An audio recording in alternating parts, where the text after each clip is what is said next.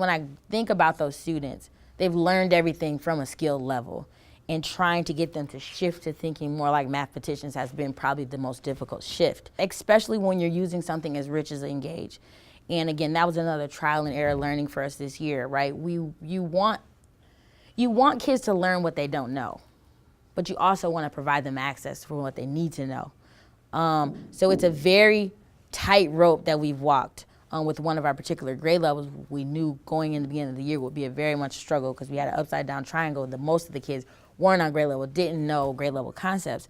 I think we've come to a place where, again, going back to really understanding the power of pre-assessment, really knowing what students know, because then you can really look at your data, your assessment data, and decide, are kids mastering this because they already knew it, or was this based on something I taught? In my classroom, I have a saying called no excuses. We have no excuses in here. I don't care what your RIT level says. I don't care if you're a non-reader.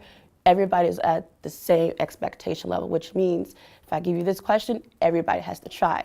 With that being said, I still do help the students who need help. So for the kids who are low readers, I read almost every single word problem outlined for the application problem, for the exit ticket, just so that the reading doesn't hold them back in terms of the math. Because I do have a lot of kids who struggle with reading, but they're very, very good at math. So I'm not going to have the words hold them back. Nivea played in 3 basketball games. She scored 12 points in game 1, 8 points in game 2, and 16 points in game 3. Each basket she made was worth 2 points. For kids who are just not on grade level, I try to embed as many like first grade, second grade standards within the lesson. Like when we're doing multiplication division, we went back to repeated addition. We make pictures, we use the rays, and then for the higher kids, they're able to just do like the mental math or just help the lower kids.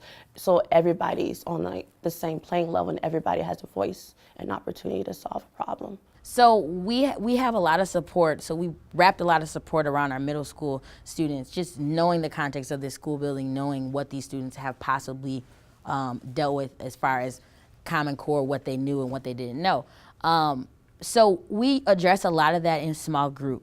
But another way that we were heavily addressing that was using Compass, which was really an individualized way to address students at where they are, because they had their MAP scores already embedded in there from the beginning of the year, and they were really using that.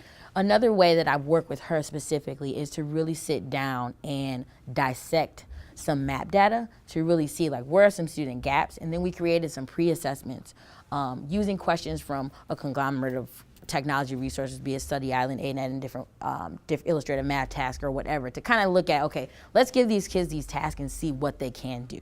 Because I think when you get to middle school, there are so many gaps. And yes, you can use Jason Zimba's, you can use that and go on ANET and look at progression, what came before, but then you kind of sometimes get lost in that they don't know a lot, right? So I think if we started to narrow the focus by strand and say, okay, based on this, what don't they know? Based on this, what don't they know? And then trying to help her narrow down those skills that she was focusing on, because it was starting to be a lot. Yeah. And then we started to make small group plans based on that. Students have to know how to divide. Students have to know how to multiply. There's really we can't shift from that. And so with those grades that struggled, we really went to the major focus documents we got from Achieve the Core and really looked at, this is what they have to know. When you're looking at your SAS, these are supporting, these are all great, but they have to know this. Even if 5-point MBT6 was taught, cycle 1, 2, 3, they need to know this. Right. This bar needs to be at 70%, 50% plus when we get to this point. And that's how we kind of messaged it, because I think it did become, oh, we've got to teach them second grade stuff, or oh, we've got to teach them this stuff. But that's not going to be impactful, and this is thus going to make them even much further when they go to the next grade level. And we're going to continue as we work towards those students moving to the next grade, really continue to build this idea of them being analytical and think like mathematicians, and really be able to take something that's abstract and still proceed and have an entry point. That's been our biggest struggle, just shifting them on how they think about numbers. They're looking for, craving for procedures, steps, tricks, mnemonics, constantly, because that's how they've always learned. And so just really working to shift that, to be able to say no matter what you're presented, you can use your number sense to really decide how you want to enter this problem.